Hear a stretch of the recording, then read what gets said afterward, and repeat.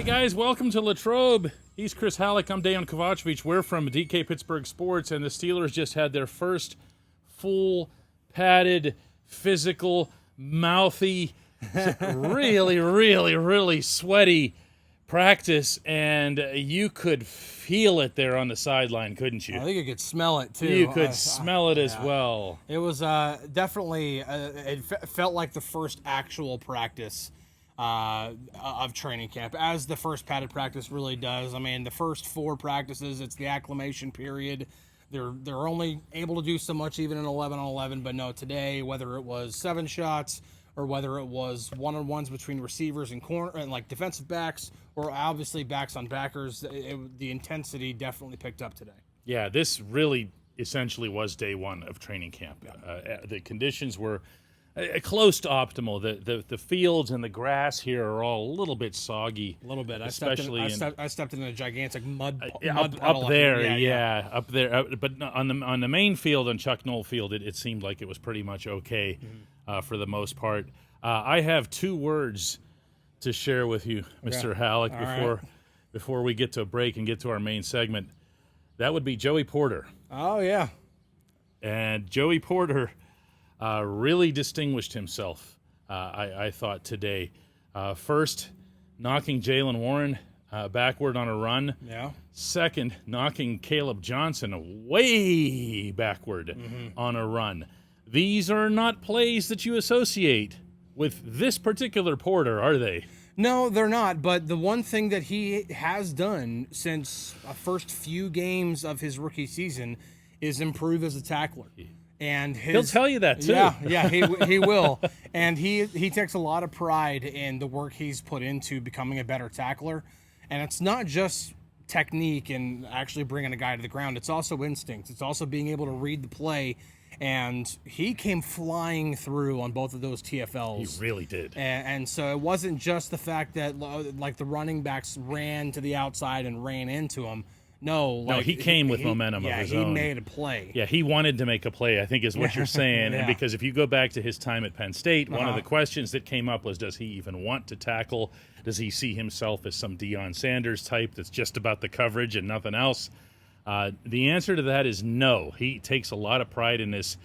And I think the chip that's on his shoulder, and we saw some of that today too, by the way. There were a few, I wouldn't call them all-out fights or anything. Skirmishes, pushes, shoving. Calvin Austin seemed to be in the middle of a couple of those. Joey was in those. Jalen Ramsey, no surprise. Calvin with Jalen Ramsey. Calvin with really Jalen. But where you're talking about Joey, I've been saying this for a while now, ever since the Ramsey acquisition. If you're an opponent of the Steelers and you're not scheming to pick on Joey or to try to pick on Joey, you're probably not doing your homework. And I don't say that because he can't do the job. I say that because you're going to get flags. You're going to get DPIs. You're going to move the ball a different way. Joey almost needs to have that chip about him, doesn't he? He does. And listen, it wasn't a perfect practice for him. He had 1 rep in the one-on-one between receivers and defensive backs.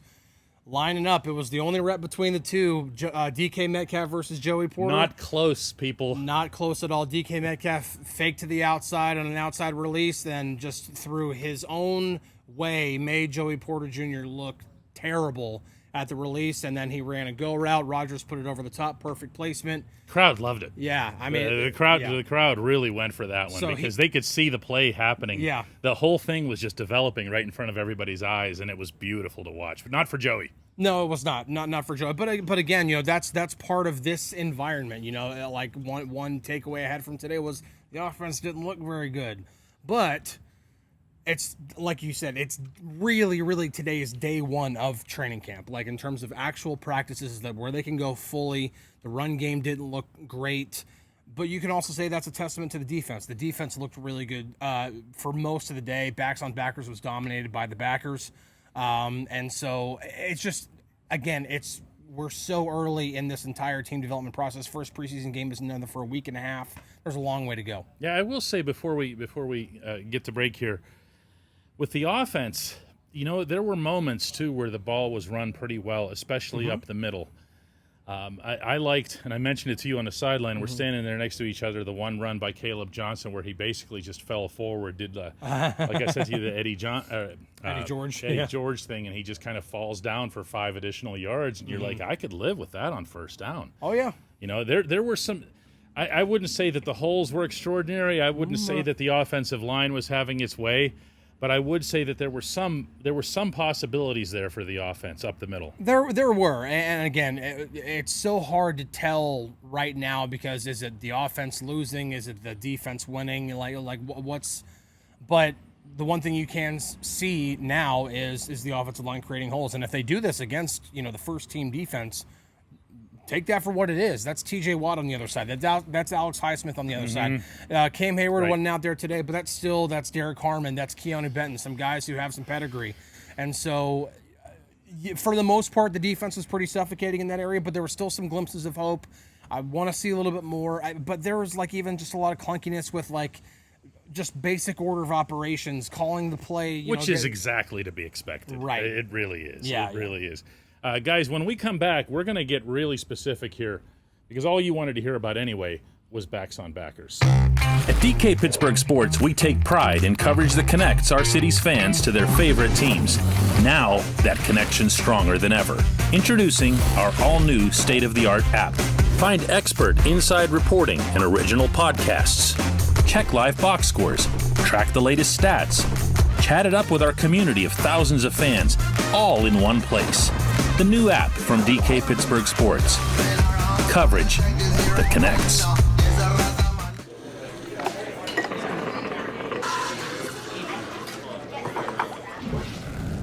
Welcome back. This portion of Double Shot of Steelers, this whole live episode actually, is brought to you by our friends at Dazzle Sports, a premier source for sports memorabilia from the National Football League to Major League Baseball and everything in between. Autographed memorabilia from your favorite athletes, including jerseys, photos, game-used items. You can also find cards and collectibles. Show them some love. Get 20% off your entire order when you do. Use the code DOUBLESHOT. Make it one word when you check out at www.dazzle-sports.com. Dazzle Sports isn't just a store. It's where sports memories come to life. Some memories were made today for backs on backers. Well, for the backers. Yeah. For the most part. It was a really, really good day. Now, granted, Peyton Wilson, and you'll see this in a second, but Peyton Wilson did say the drill itself is slanted toward the defense on this because has to be. Yeah. But it was still pretty. We've seen Jaylen Warren pretty much earn his reputation almost single-handedly through this drill, and even he didn't look all that great today. So but even then, Peyton Wilson, I had a chance to chat with him for just a little bit after practice about it. Your game is built on speed so much, but how important is it for you to prove that you can be just as physical like you were today? Yeah, that's been my game. Up until last year, I was never really considered just a pass linebacker. In college, I was one of the best run stoppers in all of football. So just, trying to get back to that, trying to show the coaches that so I can be out there every single snap. That is one confident young man. And that's what's funny about it because, that's why I asked him about, okay, obviously, your game, is more about speed and everything, but how much does it mean to actually show, that you can be physical like this? And, yeah, he is more and more oozing with confidence as his career progresses. And good. Yeah. He'd better. He needs to be a big part of this. Let's remember here, as far as Peyton is concerned, that if he had any ligaments at all in the one knee, and I don't think that he does, this is a first-round pick. Yeah. Okay? The only reason he fell as far as he did to the fourth round is because of the knee. Mm-hmm. But he says himself, it hasn't affected me in forever. Why is it going to start affecting me now? Yeah. So for him to be out there, for him to have an opportunity to really assert himself next to Patrick Queen, to be a guy in coverage, to be a guy who is hopefully capable of helping to stop the run as well. This is a really, really important piece to this football team, and one that we probably don't talk about enough. A guy that we've talked about even less, who's also in that room, is Malik Harrison. He's someone who came over from the Ravens. He's basically the roster replacement for Elandon Roberts. Cole Holcomb's the actual replacement for what it is that Elandon was doing. Yeah. But Harrison's going to play. He's not a spare part. He's not just a special teams guy. That said, he is a really good special teams guy, and he had himself a day today in Backs on Backers. He did. Caleb Johnson was looking very, very forward to this day, to being able to prove a lot of the stuff that he's been learning and prove himself that he can be a good pass protector. And, well, Malik Harrison won. And Malik Harrison won, and Malik Harrison won again. Like, it just... Yeah, I get the idea that he won, Chris. Yeah, it was pretty... I mean, again, this drill is slanted more toward the defense, but Malik Harrison is a large human being, and when you see the little exchange I had with him, I stand 6 feet tall, and you can just see the angle. This is a big human being. This is a really, really big guy. Here's Malik. Football is obviously a very, very physical game, and when you have practices like this, obviously it simulates it the best you can. How much pride do you take on being the most physical guy? Like, is that your mentality? Oh yeah, definitely. You know, that's what got me in this league, and that's what is keeping me here. So just to keep that up and just showcase it out here. That's I'm being in the league for however long. I love how he prides himself on physicality, because when you are that big of a guy. And when you are, part of the Ravens and you're now part of the Steelers, you almost have to. But that is again, the whole AFC North thing. Yeah. It's not just a cliche. I want to dump some water on Backs on Backers. Okay, this drill is not what it once was, because what used to be a running back isn't necessarily a running back anymore. Mm-hmm. What used to be a running back room that included fullbacks is no longer that either. So you don't have your Jerome Bettis. You don't have your Dan Kreider, the bus driver. Rosie Nix. You don't have your... Yeah. Nobody wanted to go up against Rosie, okay? Rosie won his Backs on Backers drills just by existing, okay? He would just stand there and go, yep, that one goes to Rosie. Yeah, I know. Similarly, the linebackers don't have a Lawrence Timmons. They don't have a Debo, speaking of guys who would win these drills just by standing there and just scowling in his case. So what you have are smaller, quicker running backs going against coverage guys. Yeah. So it's not the He-Man fest that it used to be. It is not, but the other thing that I really want to put in perspective when it comes to Backs on Backers, because so much attention is put on that drill. A lot of pass protection isn't even the ability to win when you are face-to-face with a linebacker or a defensive back or whoever you're responsible for. It's identifying who you're supposed to be picking up. And I'm doing this in a Chalk Talk that's being uploaded to our YouTube channel here, DK Pittsburgh Sports Steelers YouTube channel, of Jaylen Warren and how they can use him. And Zach Frazier's talked about, he can put him on an island. They can do that with Warren because he is so smart and knows exactly where to go. When protection shifts one way, they know, hey, we can leave Warren on the backside because he's going to pick up whoever it is because he knows how to do it. Changes everything. When we come back, a few final words here, most of those about Aaron Rodgers.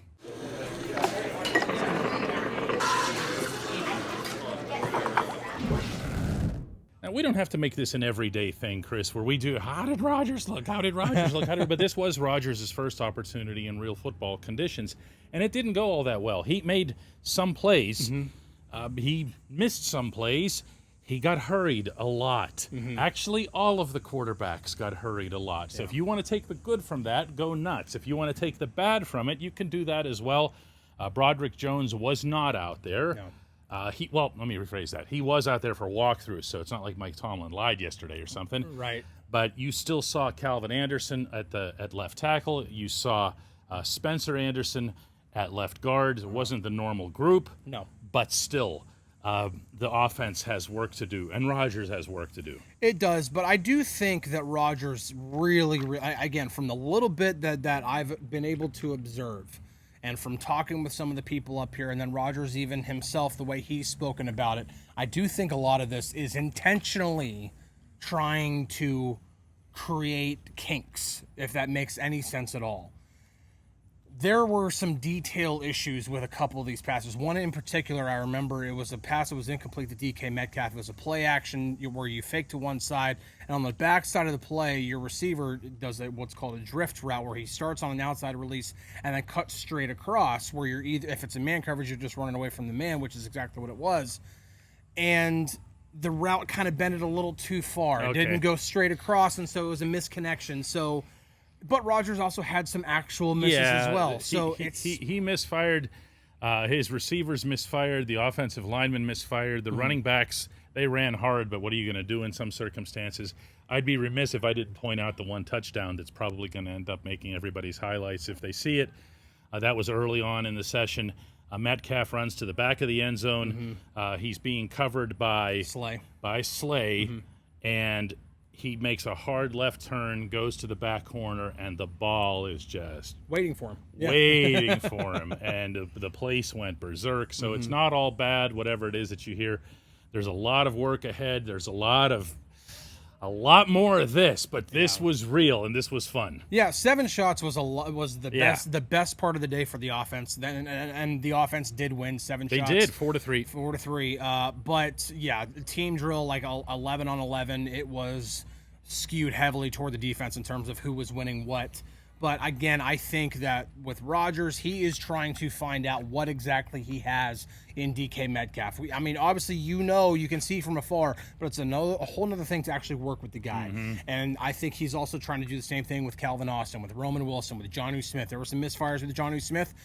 One straight up drop by Jonnu as well. So, there are going to be these ebb and flow type situations here in camp, and the offense, it's got some work to do, but again, it's still early. Appreciate you guys. Become a member. Do that today. Do it as soon as we're done. dkps.net/join is the web address to do that and become part of what it is that we're building here. We'll see you guys tomorrow.